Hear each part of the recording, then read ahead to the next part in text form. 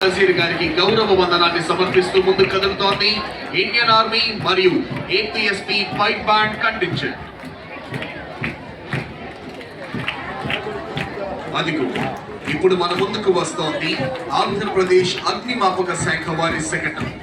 దీనికి నేతృత్వం వహిస్తున్నది కావూరి కృష్ణారెడ్డి, సహాయ జిల్లా అగ్నిమాపక అధికారి, గుంటూరు 1. అగ్ని ప్రమాదాలు మరియు ప్రకృతి విపత్తులు సంభవించినప్పుడు తక్షణమే స్పందించి వాటిని పూర్తిగా నివారించడంలోనూ ప్రజల ప్రాణాలను మరియు ఆస్తులను కాపాడటంలో అమూల్యమైన సేవలు అందిస్తోంది అగ్నిమాపక శాఖ. 2014 సంవత్సరం హుద్హుద్ తుఫాన్ సమయంలోనూ 2018 సంవత్సరం తిత్లీ తుఫాన్ సమయంలోనూ వీరి సేవలు అభినందనీయం. విజయవాడ స్వర్ణ ప్యాలెస్ కోవిడ్ కేంద్రంలో జరిగిన అగ్ని ప్రమాదాలలో కోవిడ్ పేషెంట్లు మరియు హాస్పిటల్ సిబ్బందిని 74 మందిని సురక్షితంగా బయటకు తీసుకొచ్చి వారి ప్రాణాలు కాపాడింది ఆంధ్రప్రదేశ్ అగ్నిమాపక శాఖ. 2024 సెప్టెంబర్ నెలలో విజయవాడలో సంభవించిన బుడమేరు వరద సమయంలో రెస్క్యూ బోట్ల ద్వారా వరదల్లో చిక్కుకున్న ప్రజలను రక్షించి ప్రజలకు ఆహారం, నీరు, పాలు, ఔషధాల సరఫరా మరియు ఇతర విధులు చేయటం ద్వారా ప్రజల నుండి మంచి గుర్తింపు తెచ్చుకుంది ఆంధ్రప్రదేశ్ అగ్నిమాపక శాఖ. ఇప్పుడు ప్రేక్షకులందరూ అలంకృత శకటాల ప్రదర్శన చూడబోతున్నారు. అదిగో ఇప్పుడు మన ముందుకు కదలి వస్తోంది సాంస్కృతిక శాఖ శకటం. వందే మాతరం 150 సంవత్సరాలు. భారత ప్రభుత్వం ఆదేశాలకు మేరకు దేశవ్యాప్తంగా జరుగుతున్న వందే మాతరం 150 సంవత్సరాల జాతీయోత్సవాలు సందర్భంగా వందే మాతరం యొక్క చారిత్రక, సాహిత్య, సాంస్కృతిక, దేశభక్తి ప్రాధాన్యతలను సమగ్రంగా ప్రతిబింబిస్తూ జాతి ఆత్మను కళాత్మకంగా ఆవిష్కరిస్తూ 3 వేదికలలో కూడిన త్రివర్ణ పతాకం థీమ్తో ఈ శకటాన్ని రూపొందించారు. జాతీయ పతాకంలోని రంగులు కేసరి, త్యాగం, ధైర్యం, తెలుపు, శాంతి, సత్యం, ఆకుపచ్చ, సమృద్ధి, అభివృద్ధికి సూచన. శకటం మధ్య వేదిక అంటే తెలుపు రంగుపై భారతమాత జాతీయ పతాకాన్ని పట్టుకొని ఉన్న శోభాయమైన ప్రతిమను కనపరుస్తున్నారు.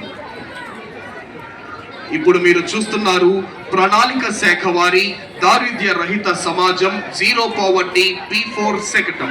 సమాజంలో అనేక పేద కుటుంబాలు నిత్యం పేదరికంతో పోరాడుతూ జీవిస్తున్నాయి. రేపటి కోసం భరోసా లేకుండా నేడు బ్రతుకుతున్న ఆ కుటుంబాలకు చేసే చిన్న సహాయం కూడా భవిష్యత్తుపై నమ్మకాన్ని కలిగిస్తుంది. రాష్ట్రంలోని పేదల పరిస్థితిని గమనించిన ముఖ్యమంత్రి శ్రీ నారా చంద్రబాబు నాయుడు గారు పేద కుటుంబాలకు మెరుగైన భవిష్యత్ అందించాలన్న సత్సంకల్పంతో జీరో పావర్టీ 4 P4 అంటే ప్రభుత్వం, ప్రైవేట్, ప్రజల భాగస్వామ్యంతో రూపొందించిన సమగ్ర అభివృద్ధి కార్యక్రమం P4కి శ్రీకారం చుట్టారు. P4 కార్యక్రమంలో 3 ప్రధాన అంశాలు: family mentorship, community adoption, fund any. ఇప్పుడు మీరు చూస్తున్నారు మన ముందుకు వస్తోంది సెర్ప్ శకటం. మహిళా సంక్షేమమే చంద్రన్న ధ్యేయం. 1,00,000 మంది మహిళలను పారిశ్రామికవేత్తలుగా తీర్చిదిద్దడమే మన ప్రభుత్వ ఆశయం. ఆంధ్రప్రదేశ్ ప్రభుత్వం పేదల సంక్షేమం, మహిళా సాధికారత మరియు గ్రామీణ అభివృద్ధి పట్ల అచంచలమైన నిబద్ధతతో ముందుకు సాగుతోంది. కూటమి ప్రభుత్వం అధికారంలోకి వచ్చిన వెంటనే ఎన్టీఆర్ భరోసా పథకం క్రింద వృద్ధులకు 4,000, వికలాంగులకు 6,000, వ్యాధిగ్రస్తులకు 10,000 నుంచి 15,000 రూపాయల పెన్షన్ అందిస్తూ వాటిని నేరుగా లబ్ధిదారుల గడప వద్దకే అందించే విధానాన్ని ప్రారంభించింది. 2024-25 మరియు 2025-26 ఆర్థిక సంవత్సరాలలో 52,450 కోట్లను విడుదల చేసింది. ఇప్పుడు మీరు చూస్తున్నారు మన ముందుకు వస్తోంది ఆరోగ్య, కుటుంబ సంక్షేమ మరియు వైద్య విద్యాశాఖ శకటం.